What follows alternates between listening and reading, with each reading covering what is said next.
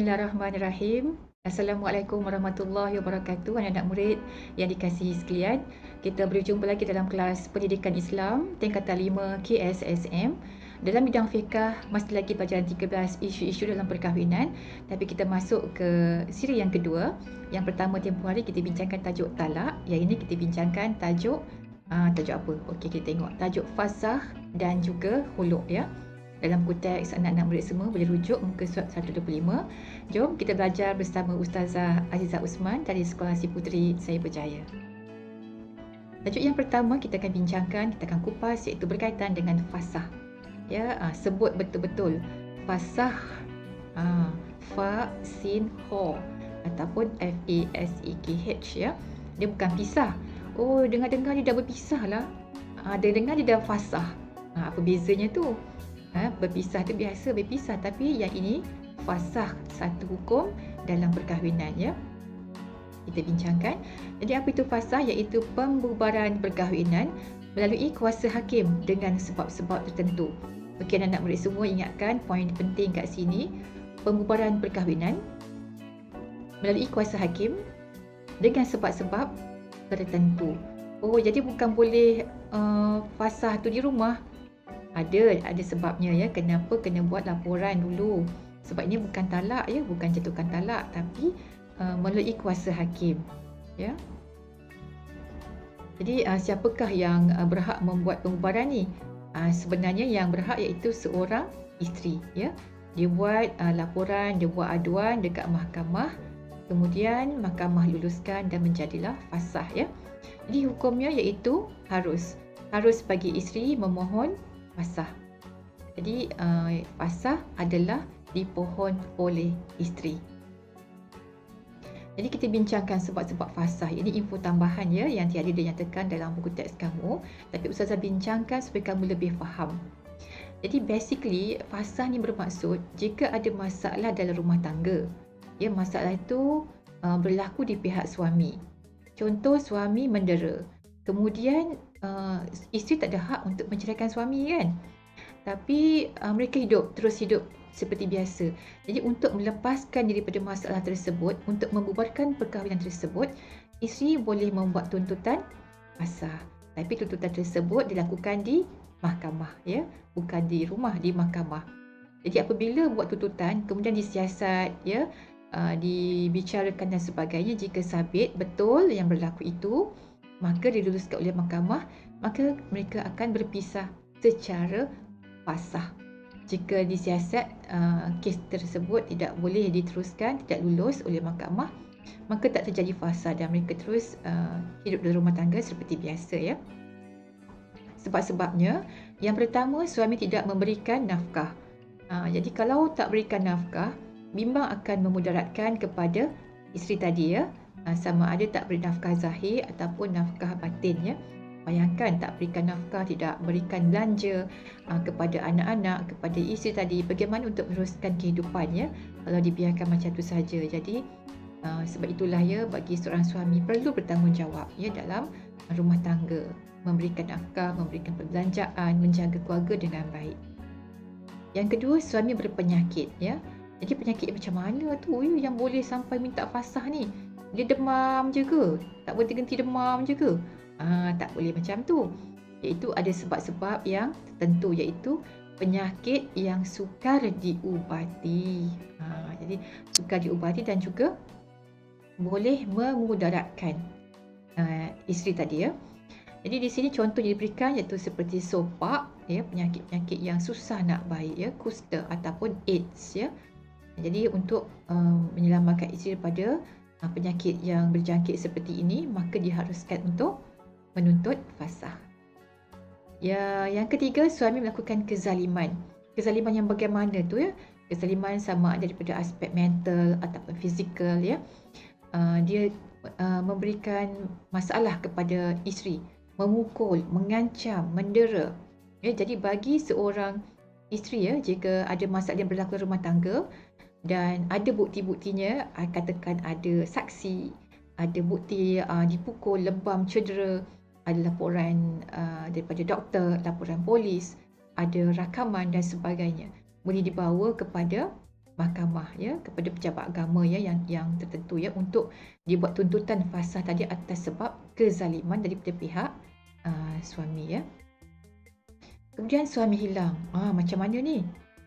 Sabila tak dapat dikesan, sama ada hilang kerana dia ditimpa musibah ataupun hilang yang menghilangkan diri, melarikan diri. Tak apa, berita tak dapat dikesan ya. Jadi adakah dia hilang seminggu dah suami hilang, kena tuntut fasah ni? Ada sebab-sebab, ada cara-caranya ya, tak boleh ada syarat-syarat lah. Tak boleh seminggu hilang je dah buat tuntutan fasah. Ada beberapa pendapat mengikut imam-imam ni ya. Katakan Imam Hambali, Ahmad bin Hanbal ya. Dia kata menurut mazhab Hambali 6 bulan. 6 bulan suami hilang barulah membuat tuntutan fasah. Manakala mazhab Maliki dia kata 1 tahun, mazhab Syafi'i 4 tahun. Jadi kita nak ikut yang mana? Jangan risau, jika berlaku masalah ini, pergilah ke pejabat agama untuk mendapatkan khidmat nasihat. Sebab biasanya akan disiasat dahulu apakah masalah yang berlaku. Tak boleh terus jatuhkan satu keputusan ya, dia kena tunggu 4 tahun ni. Dia ada dia punya sebab-sebab dia syarat-syarat dia. Pergi ke pejabat agama dan membuat aduan terlebih dahulu. Jadi suami hilang ni diharuskan tuntutan fasah untuk mengelakkan daripada isteri berlaku kemudaratan ya, sebab tak berikan nafkah zahir dan batin ya. Maksud dah lama tinggalkan isteri, bagaimana nak teruskan kehidupan ya kalau tak ada perbelanjaan dan sebagainya. Kemudian yang terakhir murtad ya. Na'udzubillah lah ya, na'udzubillah min zalik ya. Apabila suami basically kalau suami isteri murtad, maka perkahwinan akan terbubar. Sebab apa? Syarat sah perkahwinan iaitu Islam. Both of them, pasangan tersebut suami isteri adalah Islam. Jadi dalam kes kita yang kita bincangkan berkaitan dengan fasah ini, apabila suami murtad, maka isteri haruslah kena pergi pejabat agama dan membuat tuntutan fasah ya. Maksudnya bagaimana satu rumah ya, suami isteri berlainan akidah, berlainan agama ya, masya-Allah ya. Jadi kena buat tuntutan. Yang ini sebab menyebabkan akidah ya. Info tambahan yang seterusnya yang Ustazah akan kongsikan dengan anak-anak murid yang dirahmati Allah sekalian, iaitu kesan fasah ya. Berlaku selepas fasah itu, apakah yang berlaku? Ya, yang pertama, suami isteri tidak boleh rujuk dalam tempoh iddah. Perpisahan menggunakan teknik fasah adalah tidak boleh rujuk semula. Maka ianya bukan kategori talak raja'i. Ianya kategori talak bain. Talak yang tidak boleh rujuk semasa dalam tempoh iddah ya, iaitu talak bain sughra. Ya, iaitu boleh rujuk tetapi dengan akad nikah dan mahar yang baru. Kena nikah semula lah ya, baru boleh bersama semula. Yang seterusnya hikmah. Pastinya dalam Islam apabila diberikan satu hukum, satu peraturan, ada hikmah di sebaliknya ya.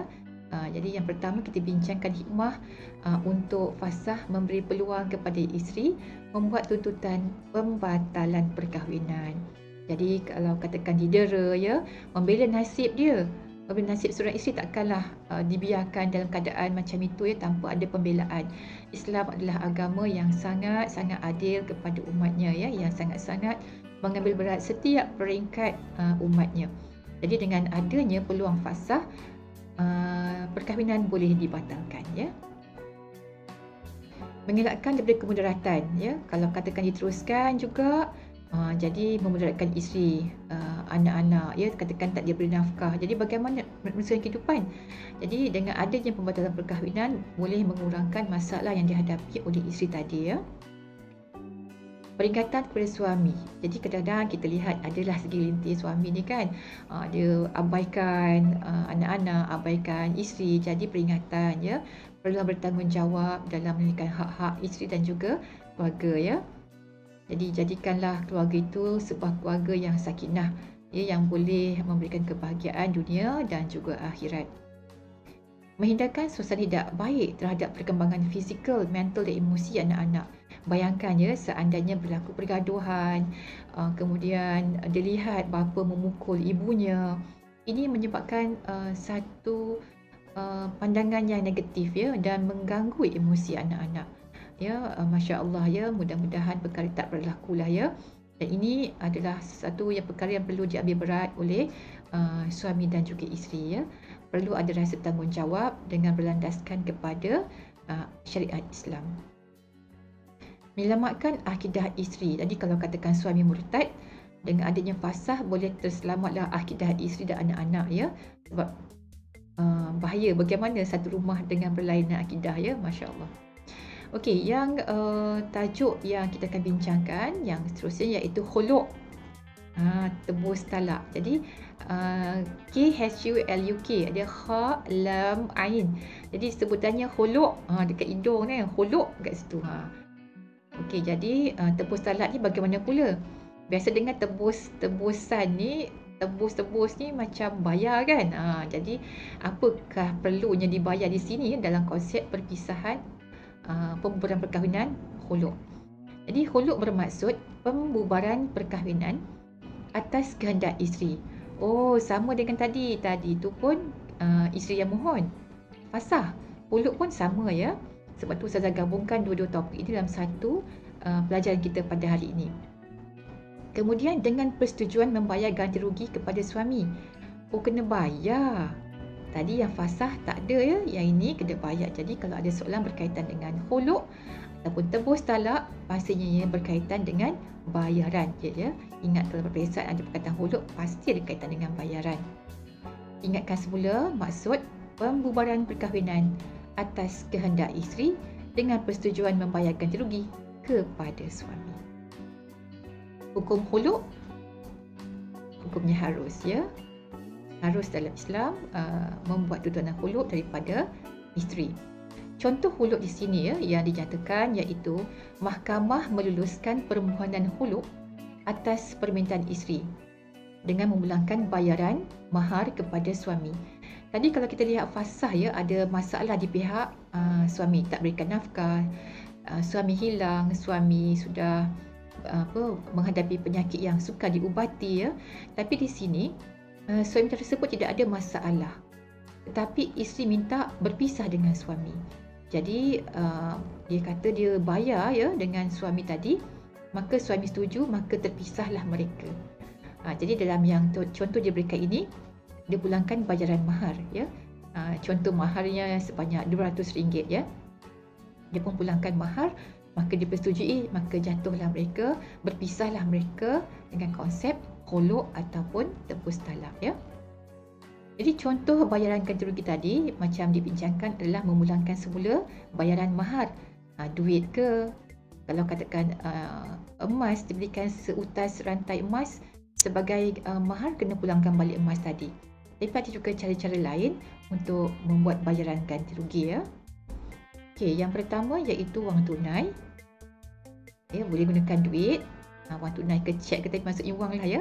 Harta tanah, maksudnya tanah, ya, berapa ekar, berapa hektar ke. Kemudian saham pun boleh juga dijadikan sebagai bahan untuk tebus talak. Emas, manfaat seperti katakan rumah sewa, bangunan yang disewa ada manfaatnya, ada nilainya, ya. Maka boleh juga dijadikan sebagai untuk tebus talak. Perak dan juga apa-apa yang dipersetujui oleh kedua-dua belah pihak. Di sini bermaksud kalau dua-dua pihak iaitu suami dan isteri tadi setuju, maka berlakulah tebus talak tadi. Jadi maklumat ini didapat daripada Jabatan Kehakiman Syariah Malaysia. Hikmah khuluk dalam Islam, ya. Bagaimanakah kita lihat Islam itu sangat membela umatnya, ya. Yang pertama iaitu supaya penghormatan kepada isteri, ya. Diberi penghormatan kepada seorang isteri supaya boleh bertindak.